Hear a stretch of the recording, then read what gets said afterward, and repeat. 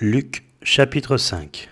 Comme Jésus se trouvait auprès du lac de Génézareth, et que la foule se pressait autour de lui pour entendre la parole de Dieu, il vit au bord du lac 2 barques, d'où les pêcheurs étaient descendus pour laver leurs filets. Il monta dans l'une de ces barques, qui était à Simon, et il le pria de s'éloigner un peu de terre. Puis il s'assit, et de la barque il enseignait la foule. Lorsqu'il eut cessé de parler, il dit à Simon, « Avance en pleine eau, et jetez vos filets pour pêcher. » Simon lui répondit, « Maître, nous avons travaillé toute la nuit sans rien prendre, mais sur ta parole, je jetterai le filet. » L'ayant jeté, ils prirent une grande quantité de poissons et leurs filets se rompaient. Ils firent signe à leurs compagnons qui étaient dans l'autre barque de venir les aider. Ils vinrent et ils remplirent les 2 barques au point qu'elles enfonçaient. Quand il vit cela, Simon-Pierre tomba aux genoux de Jésus et dit, « Seigneur, retire-toi de moi, parce que je suis un homme pécheur. » Car l'épouvante l'avait saisi, lui et tous ceux qui étaient avec lui, à cause de la pêche qu'ils avaient faite. Il en était de même de Jacques et de Jean, fils de Zébédée, les associés de Simon. Alors Jésus dit à Simon, « Ne crains point, désormais tu seras pêcheur d'hommes. » Et ayant ramené les barques à terre, ils laissèrent tout et le suivirent. Jésus était dans une des villes, et voici un homme couvert de lèpre, l'ayant vu, tomba sur sa face et lui fit cette prière. « Seigneur, si tu le veux, tu peux me rendre pur. » Jésus étendit la main, le toucha et dit, « Je le veux, sois pur. » Aussitôt la lèpre le quitta. Puis il lui ordonna de n'en parler à personne. « Mais, dit-il, va te montrer au sacrificateur et offre pour ta purification ce que Moïse a prescrit, afin que cela leur serve de témoignage. » Sa renommée se répandait de plus en plus, et les gens venaient en foule pour l'entendre et pour être guéris de leur maladie. Et lui, il se retirait dans les déserts et priait. Un jour, Jésus enseignait. Des pharisiens et des docteurs de la loi étaient là assis, venus de tous les villages de la Galilée, de la Judée et de Jérusalem, et la puissance du Seigneur se manifestait par des guérisons. Et voici, des gens, portant sur un lit un homme qui était paralytique, cherchaient à le faire entrer et à le placer sous ses regards. Comme ils ne savaient par où l'introduire, à cause de la foule, ils montèrent sur le toit, et ils le descendirent par une ouverture avec son lit au milieu de l'assemblée devant Jésus. Voyant leur foi, Jésus dit, « Homme, tes péchés te sont pardonnés. » Les scribes et les pharisiens se mirent à raisonner et à dire, « Qui est celui-ci qui profère des blasphèmes? Qui peut pardonner les péchés si ce n'est Dieu seul ?» Jésus, connaissant leurs pensées, prit la parole et leur dit, « Quelle pensée avez-vous dans vos cœurs? Lequel est le plus aisé de dire, « Tes péchés te sont pardonnés » ou de dire, « Lève-toi et marche » Or, afin que vous sachiez que le Fils de l'homme a sur la terre le pouvoir de pardonner les péchés, « Je te l'ordonne, dit-il au paralytique, lève-toi, prends ton lit et va dans ta maison. » Et à l'instant, il se leva en leur présence, prit le lit sur lequel il était couché et s'en alla dans sa maison, glorifiant Dieu. Tous étaient dans l'étonnement et glorifiaient Dieu. Remplis de crainte, ils disaient, « Nous avons vu aujourd'hui des choses étranges. » Après cela, Jésus sortit et il vit un publicain nommé Lévi, assis au lieu des péages. Il lui dit, « Suis-moi. » Et laissant tout, il se leva et le suivit. Lévi lui donna un grand festin dans sa maison et beaucoup de publicains et d'autres personnes étaient à table avec eux. Les pharisiens et les scribes murmurèrent et dirent à ses disciples, « Pourquoi mangez-vous et buvez-vous avec les publicains et les gens de mauvaise vie ?» Jésus, prenant la parole, leur dit, « Ce ne sont pas ceux qui se portent bien qui ont besoin de médecins, mais les malades. Je ne suis pas venu appeler à la repentance des justes, mais des pécheurs. » Ils lui dirent, « Les disciples de Jean, comme ceux des pharisiens, jeûnent fréquemment et font des prières, tandis que les tiens mangent et boivent. » Il leur répondit, « Pouvez-vous faire jeûner les amis de l'époux pendant que l'époux est avec eux? Les jours viendront, l'époux leur sera enlevé, alors ils jeûneront ces jours-là. » Il leur dit aussi une parabole, « Personne ne déchire d'un habit neuf un morceau pour le mettre à un vieil habit, car il déchire l'habit neuf, et le morceau qu'il en a pris n'est pas assorti au vieux. Et personne ne met du vin nouveau dans de vieilles outres. Autrement, le vin nouveau fait rompre les outres. Il se répand, et les outres sont perdues. Mais il faut mettre le vin nouveau dans des outres neuves. Et personne, après avoir bu du vin vieux, ne veut du nouveau, car il dit, le vieux est bon. » Luc, chapitre 6. Il arriva un jour de sabbat, appelé second premier, que Jésus traversait des champs de blé. Ses disciples arrachaient des épis et les mangeaient, après les avoir froissés dans leurs mains. Quelques pharisiens leur dirent, « Pourquoi faites-vous ce qu'il n'est pas permis de faire pendant le sabbat ?» Jésus leur répondit, N'avez-vous pas lu ce que fit David lorsqu'il eut faim, lui et ceux qui étaient avec lui? Comment il entra dans la maison de Dieu, prit les pains de proposition, en mangea et en donna à ceux qui étaient avec lui, bien qu'il ne soit permis qu'aux sacrificateurs de les manger? Et il leur dit, le Fils de l'homme est maître même du sabbat. Il arriva un autre jour de sabbat que Jésus entra dans la synagogue et qu'il enseignait. Il s'y trouvait un homme dont la main droite était sèche. Les scribes et les pharisiens observaient Jésus pour voir s'il ferait une guérison le jour du sabbat. C'était afin d'avoir sujet de l'accuser. Mais il connaissait leurs pensées. Et il dit à l'homme qui avait la main sèche, « Lève-toi et tiens-toi là au milieu. » Il se leva et se tint debout.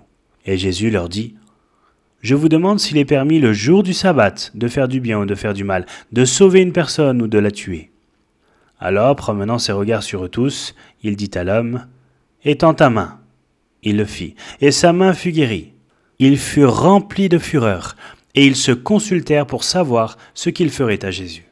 En ce temps-là, Jésus se rendit sur la montagne pour prier, et il passa toute la nuit à prier Dieu. Quand le jour parut, il appela ses disciples, et il en choisit 12, auxquels il donna le nom d'apôtres. Simon, qu'il nomma Pierre, André, son frère, Jacques, Jean, Philippe, Barthélemy, Matthieu, Thomas, Jacques, fils d'Alphée, Simon appelé le Zélote, Jude, fils de Jacques, et Judas Iscariote, qui devint traître. Il descendit avec eux et s'arrêta sur un plateau, où se trouvait une foule de ses disciples et une multitude de peuple de toute la Judée, de Jérusalem et de la contrée maritime de Tyr et de Sidon.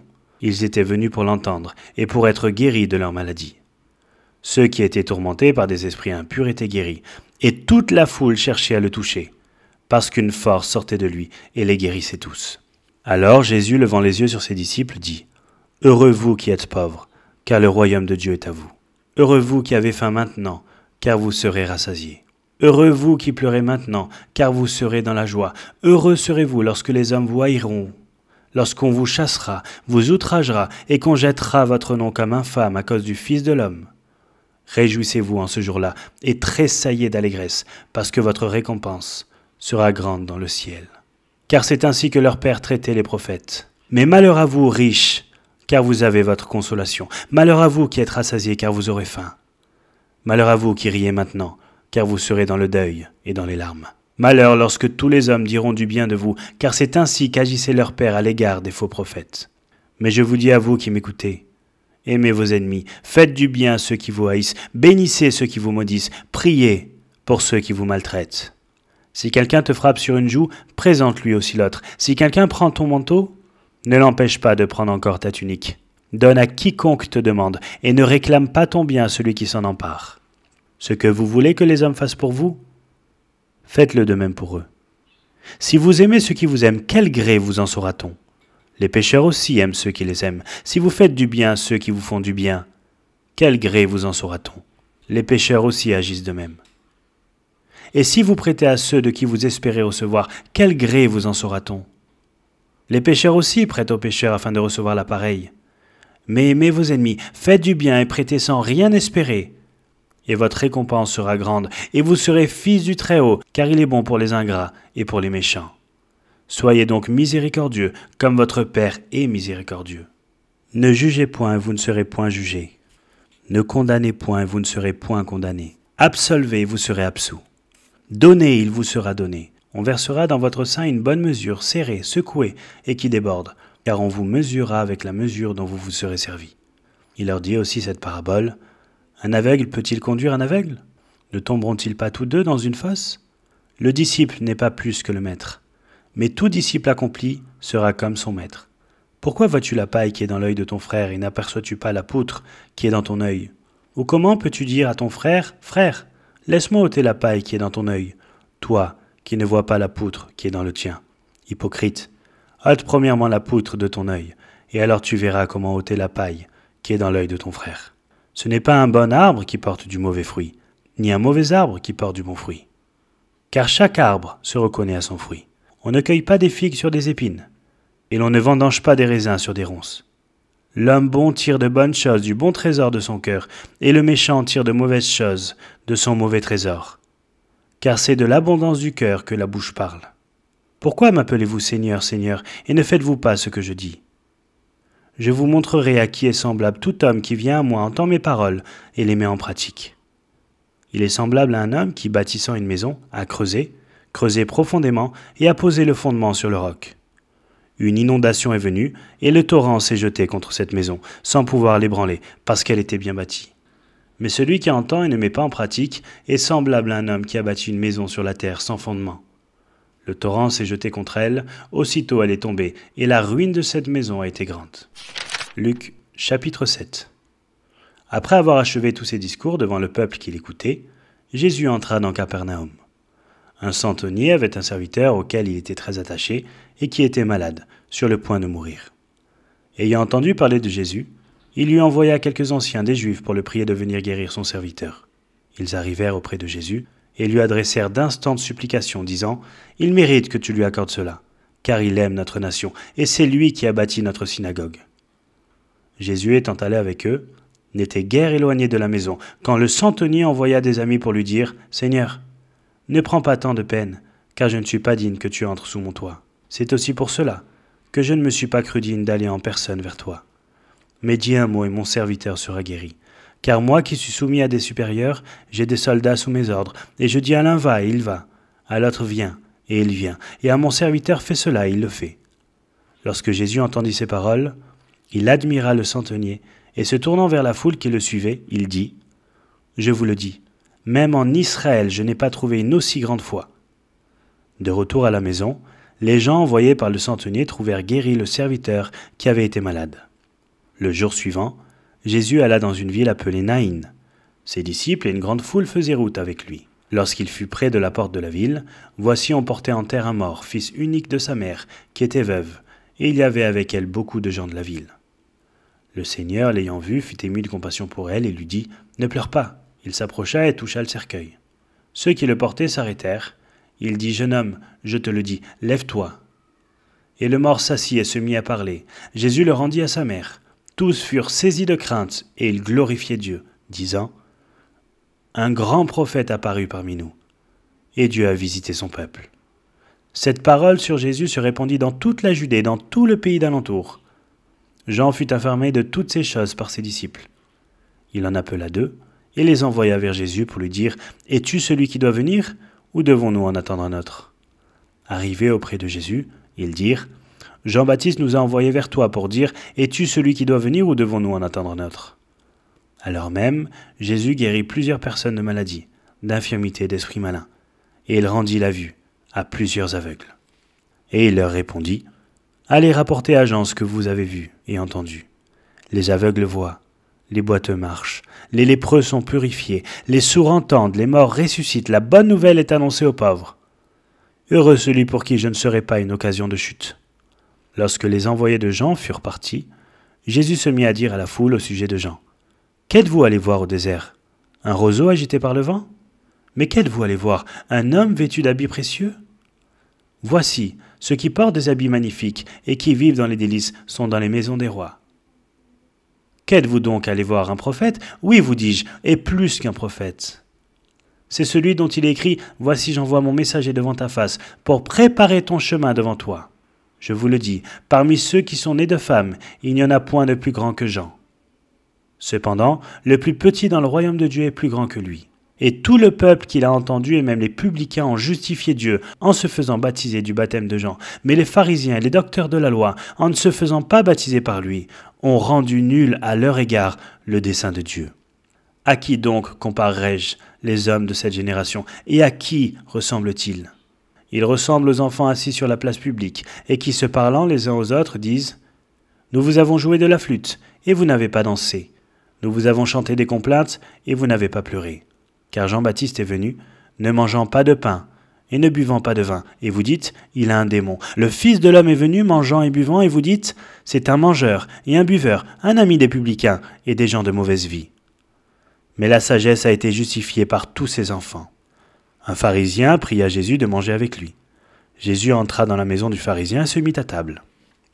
Et voici une femme pécheresse qui se trouvait dans la ville, ayant su qu'il était à table dans la maison du pharisien, apporta un vase d'albâtre plein de parfums et se tint derrière aux pieds de Jésus. Elle pleurait, et bientôt elle lui mouilla les pieds de ses larmes, puis les essuya avec ses cheveux, les embrassa et les oignit de parfum. Le pharisien qui l'avait invité, voyant cela, dit en lui-même « Si cet homme était prophète, il saurait qui et de quelle espèce est la femme qui le touche. Il saurait que c'est une pécheresse. Jésus prit la parole et lui dit, « Simon, j'ai quelque chose à te dire. »« Maître, parle, répondit-il. Un créancier avait 2 débiteurs. L'un devait 500 deniers et l'autre 50. Comme il n'avait pas de quoi payer, il leur remit à tous 2 leurs dettes. Lequel l'aimera le plus ? Simon répondit, « Celui, je pense, auquel il a le plus remis. » Jésus lui dit, « Tu as bien jugé. » Puis, se tournant vers la femme, il dit à Simon, « Vois-tu cette femme ? Je suis entré dans ta maison, et tu ne m'as point donné d'eau pour laver mes pieds. Mais elle les a mouillés de ses larmes, et les a essuyés avec ses cheveux. Tu ne m'as point donné de baiser, mais elle, depuis que je suis entré, elle n'a point cessé d'embrasser mes pieds. Tu n'as point versé d'huile sur ma tête, mais elle a versé du parfum sur mes pieds. C'est pourquoi je te l'ai dit, ses nombreux péchés ont été pardonnés, car elle a beaucoup aimé. Mais celui à qui on pardonne peu, aime peu. Et il dit à la femme, tes péchés sont pardonnés. Ceux qui étaient à table avec lui se mirent à dire en eux-mêmes, qui est celui-ci qui pardonne même les péchés ? Mais Jésus dit à la femme, ta foi t'a sauvée, va en paix. Luc chapitre 8. Ensuite, Jésus allait de ville en ville et de village en village, prêchant et annonçant la bonne nouvelle du royaume de Dieu. Les 12 étaient auprès de lui avec quelques femmes qui avaient été guéries d'esprits malins et de maladies. Marie, dite de Magdala, de laquelle étaient sortis 7 démons, Jeanne, femme de Chuza, intendant d'Hérode, Suzanne et plusieurs autres qui l'assistaient de leurs biens. Une grande foule s'étant assemblée, des gens étant venus de diverses villes auprès de lui, il dit cette parabole. Un semeur sortit pour semer sa semence. Comme il semait, une partie de la semence tomba le long du chemin. Elle fut foulée aux pieds, et les oiseaux du ciel la mangèrent. Une autre partie tomba sur le roc. Quand elle fut levée, elle sécha, parce qu'elle n'avait point d'humidité. Une autre partie tomba au milieu des épines. Les épines crurent avec elle et l'étouffèrent. Une autre partie tomba dans la bonne terre. Quand elle fut levée, elle donna du fruit au centuple. Après avoir ainsi parlé, Jésus dit à haute voix, « Que celui qui a des oreilles pour entendre, entende. » Ses disciples lui demandèrent ce que signifiait cette parabole. Il répondit, « Il vous a été donné de connaître les mystères du royaume de Dieu. Mais pour les autres, cela leur est dit en parabole, afin qu'en voyant ils ne voient point, et qu'en entendant ils ne comprennent point. Voici ce que signifie cette parabole. La semence, c'est la parole de Dieu. Ceux qui sont le long du chemin, ce sont ceux qui entendent, puis le diable vient et enlève de leur cœur la parole, de peur qu'ils ne croient et soient sauvés. Ceux qui sont sur le roc, ce sont ceux qui, lorsqu'ils entendent la parole, la reçoivent avec joie, mais ils n'ont point de racines. Ils croient pour un temps, et ils succombent au moment de la tentation. Ce qui est tombé parmi les épines, ce sont ceux qui, ayant entendu la parole, s'en vont, et la laissent étouffer par les soucis, les richesses et les plaisirs de la vie, et ils ne portent point de fruits qui viennent à maturité. Ce qui est tombé dans la bonne terre, ce sont ceux qui, ayant entendu la parole avec un cœur honnête et bon, la retiennent et portent du fruit avec persévérance. Personne, après avoir allumé une lampe, ne la couvre d'un vase ou ne la met sous un lit, mais il la met sur un chandelier, afin que ceux qui entrent voient la lumière. Car il n'est rien de caché qui ne doive être découvert, rien de secret qui ne doive être connu et mis au jour. Prenez donc garde à la manière dont vous écoutez, car on donnera à celui qui a, mais à celui qui n'a pas, on notera même ce qu'il croit avoir. La mère et les frères de Jésus vinrent le trouver, mais ils ne purent l'aborder à cause de la foule. On lui dit, « Ta mère et tes frères sont dehors, et ils désirent te voir. » Mais il répondit, « Ma mère et mes frères, ce sont ceux qui écoutent la parole de Dieu et qui la mettent en pratique. » Un jour, Jésus monta dans une barque avec ses disciples, il leur dit, « Passons de l'autre côté du lac. » Et ils partirent. Pendant qu'ils naviguaient, Jésus s'endormit. Un tourbillon fondit sur le lac, la barque se remplissait d'eau et ils étaient en péril. Ils s'approchèrent et le réveillèrent en disant « Maître, maître, nous périssons !» S'étant réveillé, il menaça le vent et les flots qui s'apaisèrent et le calme revint. Puis il leur dit « Où est votre foi ?» Saisis de frayeur et d'étonnement, ils se dirent les uns aux autres « Quel est donc celui-ci qui commande même au vent et à l'eau, et à qui ils obéissent ?» Ils abordèrent dans le pays des Géraséniens, qui est vis-à-vis de la Galilée. Lorsque Jésus fut descendu à terre, il vint au-devant de lui un homme de la ville, qui était possédé de plusieurs démons. Depuis longtemps, il ne portait point de vêtements, et avait sa demeure non dans une maison, mais dans les sépulcres. Ayant vu Jésus, il poussa un cri, se jeta à ses pieds et dit d'une voix forte, « Qu'y a-t-il entre moi et toi, Jésus, fils du Dieu très haut? Je t'en supplie, ne me tourmente pas. » Car Jésus commanda à l'esprit impur de sortir de cet homme dont il s'était emparé depuis longtemps. On le gardait, lié de chaînes et les fers aux pieds, mais il rompait les liens et il était entraîné par le démon dans les déserts. Jésus lui demanda, « Quel est ton nom ?»« Légion, répondit-il, car plusieurs démons étaient entrés en lui. Et il prie instamment Jésus de ne pas leur ordonner d'aller dans l'abîme. Il y avait là dans la montagne un grand troupeau de pourceaux qui paissaient. Et les démons supplièrent Jésus de leur permettre d'entrer dans ces pourceaux. Il le leur permit. Les démons sortirent de cet homme, entrèrent dans les pourceaux, et le troupeau se précipita des pentes escarpées dans le lac et se noya. Ceux qui les faisaient paître, voyant ce qui était arrivé, s'enfuirent et répandirent la nouvelle dans la ville et dans les campagnes. Les gens allèrent voir ce qui était arrivé. Ils vinrent auprès de Jésus, et ils trouvèrent l'homme de qui étaient sortis les démons, assis à ses pieds, vêtu et dans son bon sens, et ils furent saisis de frayeur. Ceux qui avaient vu ce qui s'était passé leur racontèrent comment le démoniaque avait été guéri. Tous les habitants du pays des Géraséniens prièrent Jésus de s'éloigner d'eux, car ils étaient saisis d'une grande crainte. Jésus monta dans la barque et s'en retourna. L'homme, de qui étaient sortis les démons, lui demandait la permission de rester avec lui. Mais Jésus le renvoya en disant, « Retourne dans ta maison et raconte tout ce que Dieu t'a fait. » Il s'en alla et publia par toute la ville tout ce que Jésus avait fait pour lui. À son retour, Jésus fut reçu par la foule, car tous l'attendaient. Et voici, il vint un homme nommé Jairus, qui était chef de la synagogue. Il se jeta à ses pieds et le supplia d'entrer dans sa maison, parce qu'il avait une fille unique, d'environ 12 ans, qui se mourait. Pendant que Jésus y allait, il était pressé par la foule.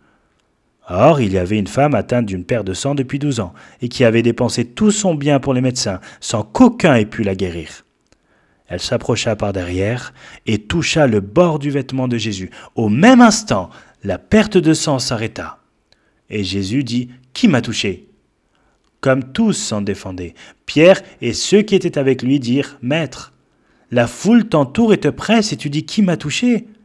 Mais Jésus répondit, « Quelqu'un m'a touché, car j'ai connu qu'une force était sortie de moi. » La femme, se voyant découverte, vint toute tremblante se jeter à ses pieds et déclara devant tout le peuple pourquoi elle l'avait touché et comment elle avait été guérie à l'instant. Jésus lui dit, « Ma fille, ta foi t'a sauvée, va en paix. » Comme il parlait encore, survint de chez le chef de la synagogue quelqu'un disant, « Ta